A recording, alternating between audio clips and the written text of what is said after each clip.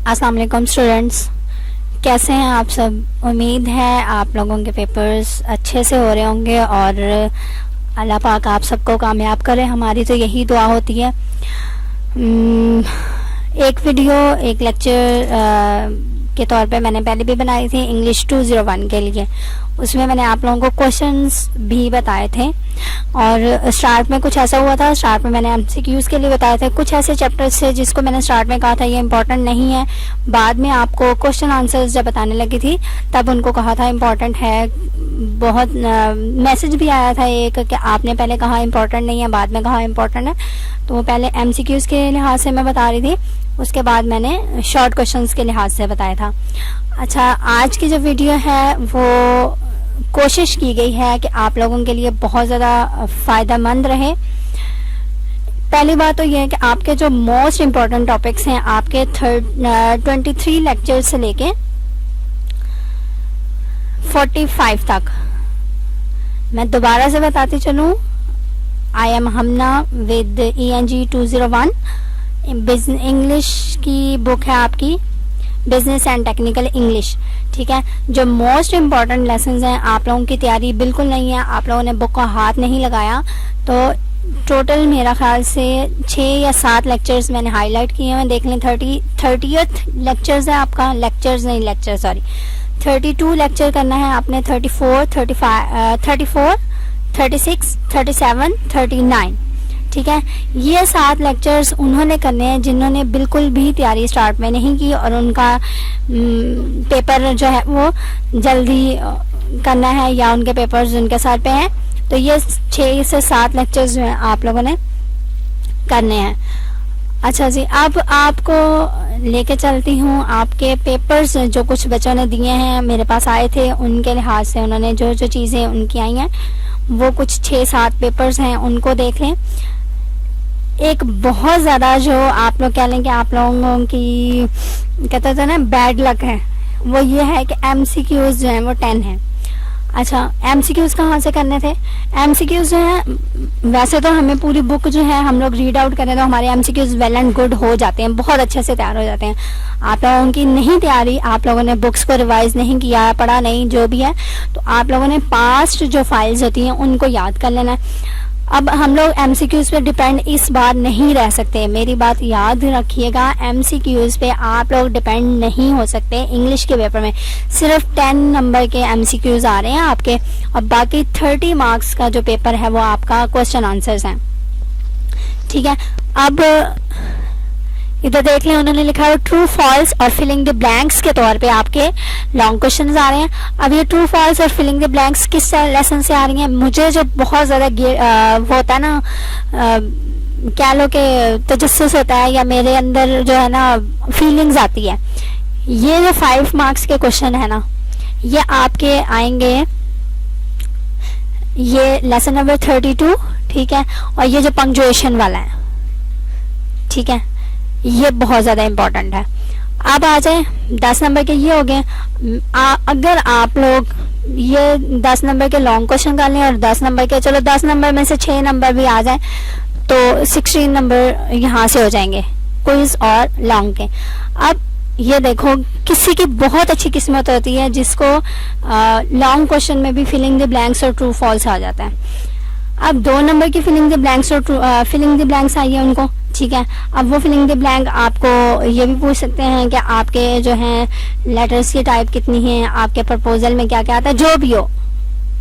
अब ये तो नहीं पता कि बाकायदा आपके 2 नंबर के क्वेश्चन में फिलिंग द ब्लैंक्स कौन सी हैं, लेकिन मेरे कहने का मकसद ये है, आप लोगों को बताने का मकसद मेरा ये है कि आप लोगों का जो क्वेश्चन आता है, जो पेपर पैटर्न है, वो इसी तरह का आता है, true false, filling the blanks, और कभी कभी जो है आप लोगों को क्वेश्चंस वो दे देते हैं।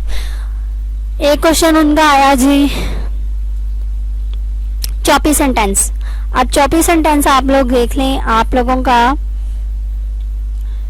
ये ले, avoid using too many short sentences that will create choppy prose. Choppy आप लोगों को वर्ड से पता लग रहा है जिसको आपने टुकड़े टुकड़े कर देना है।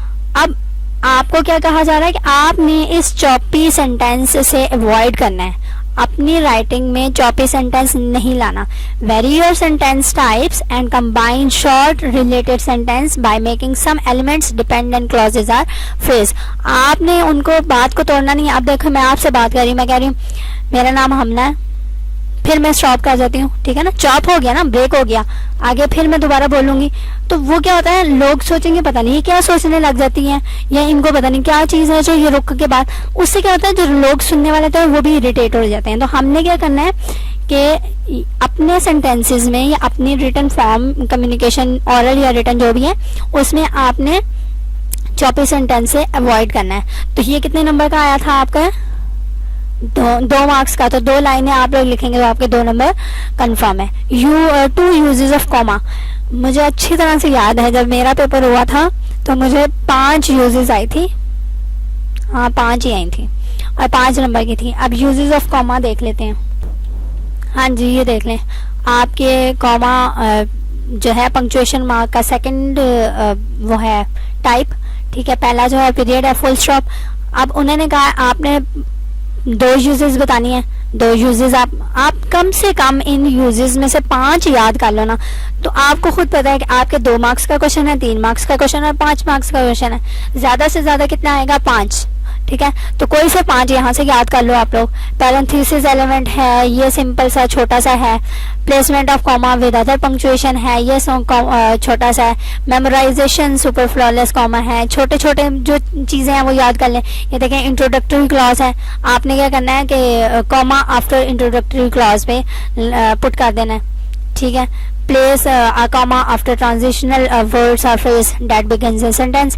इंट्रोडक्टरी क्लॉज है, वही है कि आपने इन सब के जो है कॉमा प्लेस करना है। After an introductory, after an transitional, after किसके था पैरेंथेसिस, ठीक है।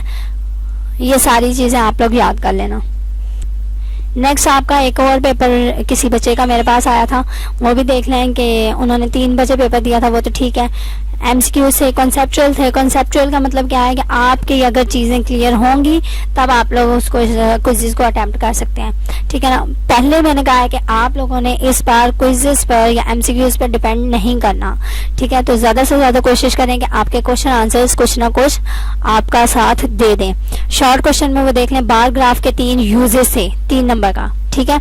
अब बार ग्राफ कहाँ पे थे, मेरा ख्याल से लास्ट जो लेसन मैंने आपको बताया था वो था GRAPH जी, ये है बार ग्राफ, ठीक है ना। और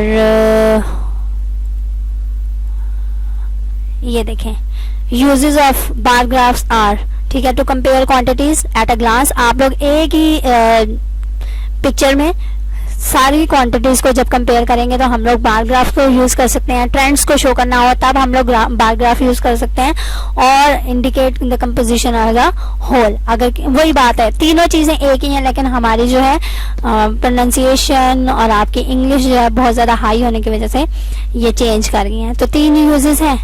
और अच्छा जी, बार ग्राफ के 3 यूजेस आपको दिखा दिए मैंने। उसके बाद चॉपी सेंटेंस फिर से दोबारा से रिपीट हो गया।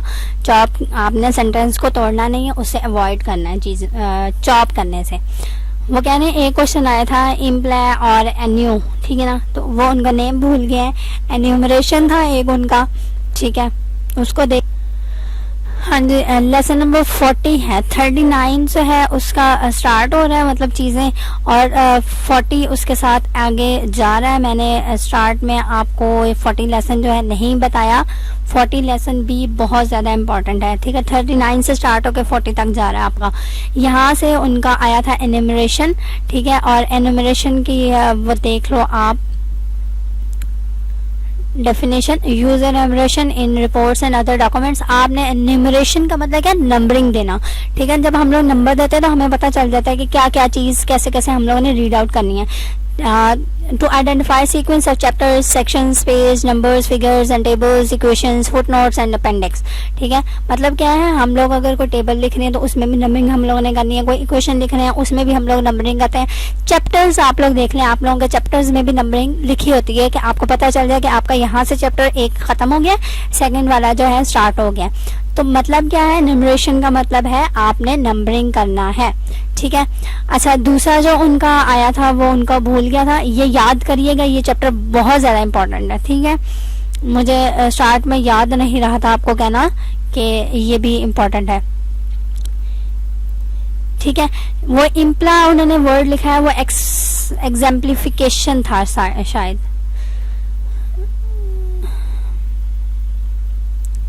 इम्फ्ला से अब क्या पता क्या बन रहा है.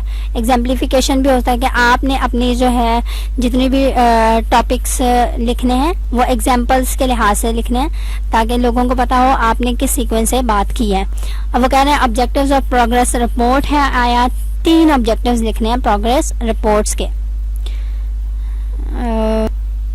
नेक्स्ट उनको 3 लॉन्ग क्वेश्चंस आए थे. अब उनकी लक है कि 3 आ गए. उनको ट्रू फॉल्स है, पंक्चुएशन मार्क्स आपके. अब ये पंक्चुएशन उन्होंने लिख दी है, ये भी हो सकता है कि पंक्चुएशंस में ही ट्रू फॉल्स आए हों या पंक्चुएशन अलग से नाम लिखने हो, वो कॉमा, पीरियड, सेमीकोलन, ये वाले नाम. ठीक है, और फिलिंग द ब्लैंक्स हैं. एक और पेपर आया था, एन्यूमरेशन है, लेसन नंबर 40. मैंने आपको बता दिया कि आपने किसी भी चीज़ को नंबरिंग देनी है तो वो एन्यूमरेशन होता है. लॉन्ग रिपोर्ट और उसके फीचर्स लिखने थे उन्होंने. प्रेजेंटेशन एंड प्रपोजल की डेफिनेशन है, फिर फिलिंग द ब्लैंक्स है, ट्रू फॉल्स है, और एक पैराग्राफ इनको आया था जिसकी उन्होंने हेडिंग देनी थी. अब हेडिंग क्या देनी होती है कि कहाँ पे आपका जो है टाइटल है, कहाँ पे आपकी जो है आप उसको एक्सप्लेन कर रहे हो, कहाँ पे उसकी आपने एंडिंग करनी है, क्या कंक्लूजन दे रही हैं, क्या रिकमेंडेशन है, वो उन्होंने हेडिंग देनी थी. एक और पेपर है वो जो था सेंटेंस फ्रेगमेंट. ठीक है, अब ये देख लें, ओवरलोडेड सेंटेंसेस के ये 4 टाइप्स हैं. ठीक है, एक सेंटेंस फ्रेगमेंट होता है, कॉमा सप्लाइज है, फ्यूज सेंटेंस है और आपका स्ट्रिंगी स्ट्रेंस सेंटेंस है. उनका क्या आया था, आपको ये भी पूछ सकते हैं कि आप जो है 3 सेंटेंसेस ओवरलोडेड सेंटेंसेस के टाइप के नेम लिखते हैं 3 मार्क्स का, 2 टाइप्स लिखते हैं 2 मार्क्स का. अब उनका क्या आया था, सेंटेंस फ्रेगमेंट. किधर गया सेंटेंस फ्रेगमेंट, ये sentence fragment is missing a subject, a verb, a both. ठीक है, सेंटेंस फ्रेगमेंट क्या है, जिसमें आपका सब्जेक्ट मिसिंग हो या वर्ब मिसिंग हो या दोनों ही मिसिंग हो, वो आपका सेंटेंस फ्रेगमेंट कहलाता है. But is punctuated as if it were a complete sentence. लेकिन वो ऐसे एंड किया जाता है, एंड का मतलब क्या है कि एंड पे फुल स्टॉप है, कि आपकी बात यहाँ पे रुक गई है, कंप्लीट हो चुका है सेंटेंस.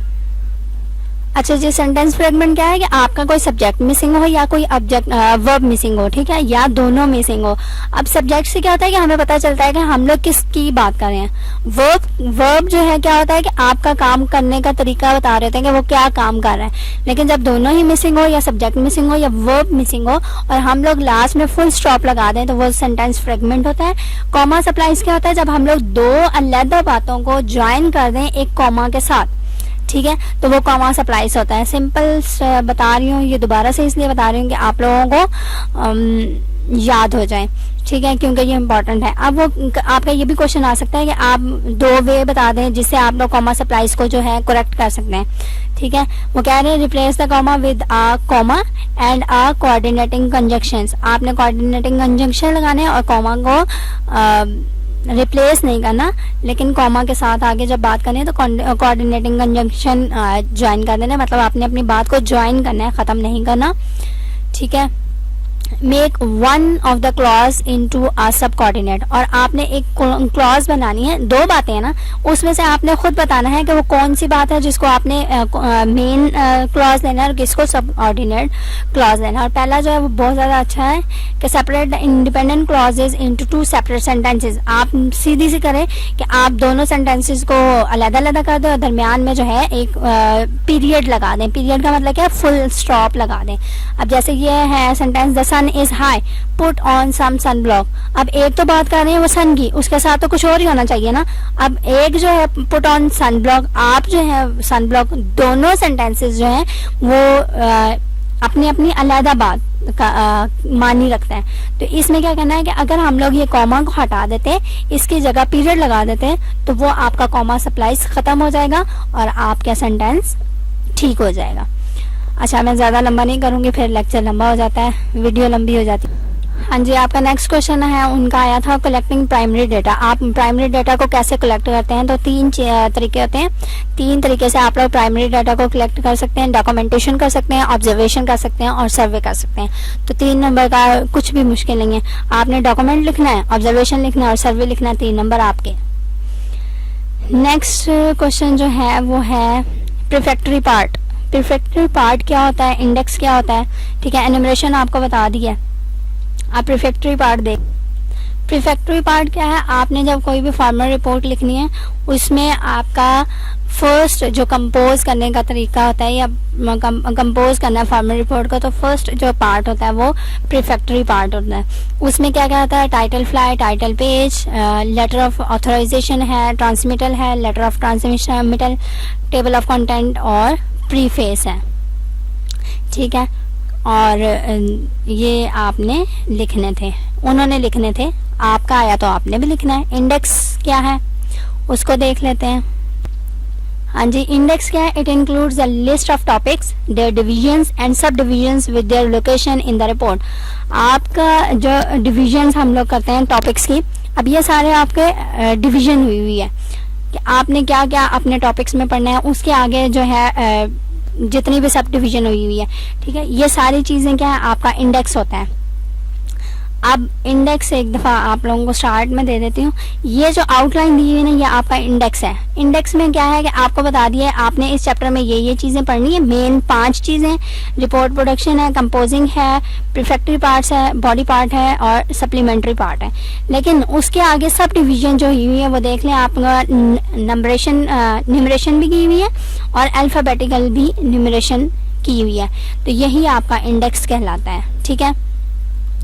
नेक्स्ट आपका प्रपोजल की डेफिनेशन मैंने अच्छी खासी बताई हुई है आपको लेक्चर्स में, वो देख लीजिएगा। कैरेक्टरिस्टिक्स ऑफ गुड इंटरव्यूअर, ठीक है, इंटरव्यूअर के जो कैरेक्टरिस्टिक्स हैं वो आपने बताने हैं। अच्छा जी, कैरेक्टरिस्टिक्स जो होते हैं वो क्या होते हैं कि उन्होंने क्या क्या आप लोगों से पूछना है। ओपन एंड क्वेश्चन हो सकते हैं उनके, जो है क्वेश्चन बहुत ज़्यादा, आप जो चीज़ उनको समझ नहीं आ रही वो आपसे दोबारा पूछें। आपने जो चीज़ बता दी है वो आपने दोबारा लोगों से पूछनी है, या आपके सामने जो भी ऑडियंस बैठती हैं उनसे पूछना है। उसके बाद आपने फैसला करना है कि आप फर्दर मोर प्रोसीड कर सकते हैं अपने लेक्चर में, अपने डॉक्यूमेंटेशन में, या जो भी है जिसमें भी आप बात कर रहे हैं। ट्रू फॉल्स के 2 क्वेश्चंस आए थे 5-5 मार्क्स के। वही बात है कि बहुत ज़्यादा लक्की बंदा होगा जिसके लॉन्ग क्वेश्चन ट्रू फॉल्स और फिलिंग द ब्लैंक्स के तौर पे आएगा। नेक्स्ट एक और पेपर है, हाँ जी, ये लास्ट पेपर है, मेरे पास इतने ही पेपर पहुंचे हैं, इनको देख लीजिएगा। वेग लैंग्वेज और कंक्रीट लैंग्वेज 5 नंबर का आया था, ठीक है। अब ये देख लें, इनकी क्या कहेंगे, बैड लक है ये जो भी है, लेकिन ये क्वेश्चन जो है मेरा ख्याल से ये पेपर पिछले जो सेमेस्टर है उसका है, क्योंकि लॉन्ग जो है इतने ज़्यादा इस दफ़ा नहीं आ रहे, 2 ही आ रहे हैं, ठीक है। अब वेग लैंग्वेज क्या है, हाँ जी, ये देख लें, आपने जब लैंग्वेज यूज़ करनी है वेग नहीं होनी चाहिए, ठीक है। ये कहाँ पर है आपका, वेग का मतलब होता है मबहम। मैं बार बार वर्ड यूज करती होती हूँ, मबहम। मबहम का मतलब क्या होता है कि आपके जो लेसन है या आपकी जो भी बात है, आपका लेटर है, आप वैसे किसी से बात करें, उसमें आपकी बात की क्लैरिटी दूसरों तक ना हो, दूसरे आपकी बात ना समझ लगे, वो वेग लैंग्वेज होती है, ठीक है ना। तो हमने उस चीज़ से परहेज करनी है, वेग लैंग्वेज यूज़ नहीं करनी है। हमने लैंग्वेज वो यूज़ करनी है जो लोगों को हमारी बात समझा सके। और हमारा जो मिशन है कि हमने अगर एक चीज़ को एक प्रोडक्ट को बेचना है, तो लोगों को जब हमारी बात समझ आएगी तब ही वो चीज़ आपकी बिकेगी, ठीक है। अगर आपने कोई लेटर लिखा है उसको समझाना है कि हाँ जी हम लोग आपसे ये चीज़ लेना चाहते हैं, ये चीज़ आपको देना चाहते हैं, तो आपकी लैंग्वेज अच्छी होगी तभी आप दूसरों को बात समझा सकेंगे। नेक्स्ट अब इनका जो है सेमीकोलन्स के यूजेस हैं, फिलिंग द ब्लैंक्स हैं, ट्रू फॉल्स विजुअल एड वाले चैप्टर में से है, ट्रू फॉल्स है, फिर सेंटेंस की सही फॉर्म लगानी थी, मतलब आपकी फॉर्म ऑफ वर्ब्स दे दी जाएंगी, एक सेंटेंस दे दिया जाएगा, उसमें फिलिंग द ब्लैंक्स जो है वो क्या होता है, कभी कभी फिलिंग द ब्लैंक्स में ये भी होता है आपने डायरेक्टली चीज बतानी है। एक फिलिंग द ब्लैंक्स होती है जो आपको आगे ब्रैकेट में एक फॉर्म दे दी जाती है और आपने उस फॉर्म के थ्रू अपना सेंटेंस को कंप्लीट करना होता है। ठीक है, एक चीज जो रह गई है वो सेमीकोलन के यूजेस रह गए हैं, वो देख लें। आप लोगों के चैप्टर नंबर मेरे ख्याल से 40 में था सेमीकोलन। हाँ जी, ये नहीं था, ये देखें सेमीकोलन आपके लेसन नंबर 38 में है। ठीक है, और सेमीकोलन आपकी पंक्चुएशन मार्क का सेकंड है या थर्ड है, कॉलन और सेमीकोलन।